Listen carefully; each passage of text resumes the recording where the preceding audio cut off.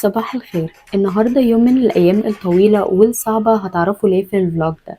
أول حاجة صحيت عملت عصير ولبست، ومودي النهاردة كان جاي إن أنا ألبس بلاك أند وايت، فلبست بلاك أند وايت وعملت السكين كير بتاعي وحطيت شان بادي ميلك على جسمي.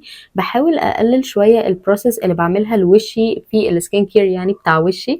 فحطيت هيلورونيك اسيد سيرم ومويسترايزر ساش، عملت ميك اب خفيف قوي وخدت الفيتامين بتاعي. تقريبا انا الوحيده في مصر اللي لسه بتشرب في ازازه ميه عاديه مش بتاعه ستانلي. بعد كده جهزت شنطتي، حطيت كل الحاجات اللي بحتاجها في اليوم بتاعي ونزلت رحت الشغل. كان في كام حاجه محتاجه ان انا اصورها، فخلصت شغلي وبعد كده قعدت افطر وقريت شويه في نوفل اسمها نيفر نيفر لكولين هوفر. النوفل عجباني قوي، بس يعني لسه مش هقدر ان انا اكون عنها رأي كامل. خلصت شغلي ونبدأ بقى في أصعب جزء في اليوم، وهو إننا رايحين أنا وهايدي ندور على مصنع جديد، علشان المصنع القديم اللي كنا بنشتغل فيه كان فيه مشاكل كبيرة قوي.